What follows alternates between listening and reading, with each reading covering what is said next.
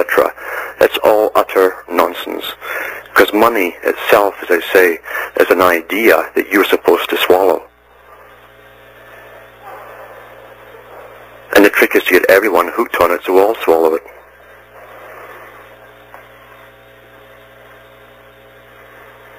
And then it's taxed back from you.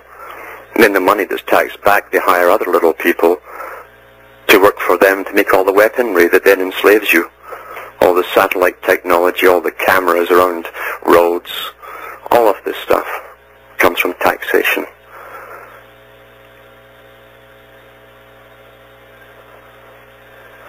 The oldest dodge in the book was, how do you get someone to do something for you for free and enjoy doing it? You introduce money. The boys at the top, it doesn't cost them anything to do so. They just juggle figures around. We know all these cons, left, right and centre, up and down, in and out. There are about 12 international families supposedly are the international bankers for the planet. Well, who elected them? Most folk don't even know they exist. And definitely most people will never ever meet them in their lifetime. Never mind see them. Well, who gave them the authority to dictate they could juggle figures and throw a few trillion your way, and you have to owe them it back in real goods when they just give you a bunch of figures? In other words, they authorize you to put up money. That's what they do.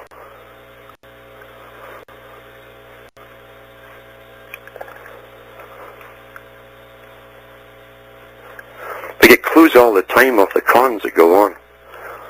All the time. And people miss it because unless the media tells you to think about this very seriously, the public won't.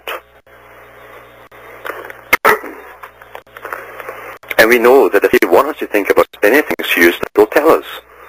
They have no problems with that. In a documentary 4 years ago by the Canadian Broadcasting Corporation, they showed you these, I think it was the same bunch that found the Titanic, but they were following the old sea route from World War II, from America, from the US and Canada, across near Greenland, all the way to Russia. And the reason we're following this track and doing the sonar investigations, deep sea sonar, was to find ships that had been sunk, traveling from the United States, carrying thousands of tons of gold bullion from the US to Russia, Soviet Russia, the arch enemy, communism. Remember? These guys supposedly were going to destroy capitalism, and here they are, getting all the gold from the US brought across to them. And some of them got sunk by German U-boats. And in a documentary, these seekers, these guys who went out to find these ships, found one. And they went down and started bringing up crates of gold, bars. Why was the US sending gold bullion to the Soviets during World War II when the Soviets were never on the gold standard?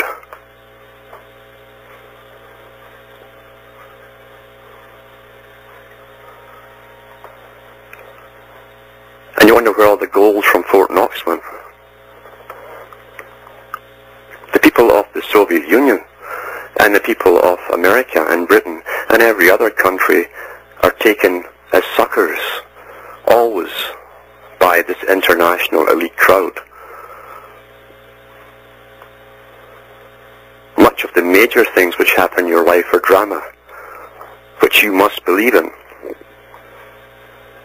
And if you believe in it, you'll accept everything that's done to you or done to others.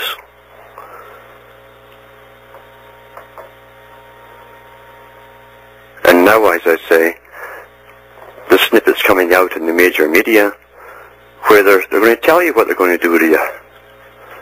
They're goading sections of the public into action. Then they can turn around and say, see, there are crazy people amongst you. There's terrorists everywhere. And then the general population will see the propaganda propaganda and the way it's presented about a certain incident or whatever, and go along with the media's point of view. And then you have the Soviet Union, the new Soviet Union right here. The Hegelian dialectic. When the big boys make statements to deliberately goad sections of the public on major media of what they're going to do to you is to get a response. Something has to happen here. And it makes me always think of Rockefeller's statement to do with the United Nations, that the Americans would welcome them in. He made a statement in California, a speech he made there. They'd welcome in UN troops, foreign troops, under the right circumstances.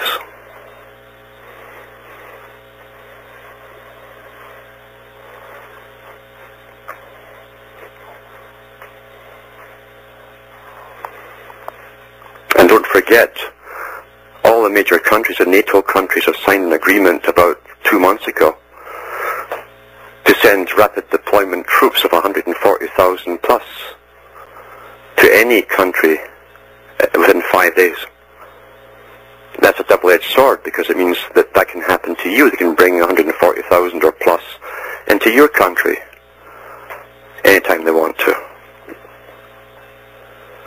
And let's not kid ourselves, this is not about some caveman Ben Layton. This is George Orwell's 1984, something that people should read from cover to cover, more than once. The techniques of the ruling oligarchy and the creation of terror and the fake creation of resistance is all laid out there. And Blair, that was the real name of Orwell, he had been recruited at Cambridge, so he knew the agenda. He knew the techniques.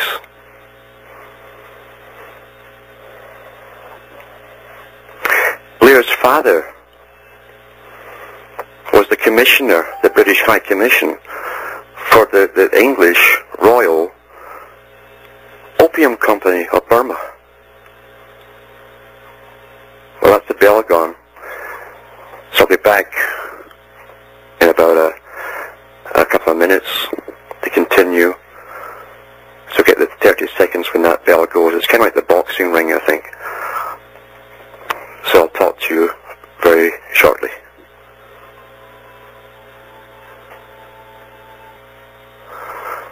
Hello, I'm back on. This is Alan Watts standing in for Jackie Pt.3. And before I forget, I should tell people to look into the website at cuttingthroughthematrix.com. And you'll find lots of free shows. You can listen to various topics and history, countries, country creation. A border is just the order of the bee, border, bee order. I go through all of this con game. Up to the present time and where it's supposed to go, because they told us where it's supposed to go in some of the books written by the big boys themselves. Getting back to money and the system. Lord Bertrand Russell said himself in his book Roads to Freedom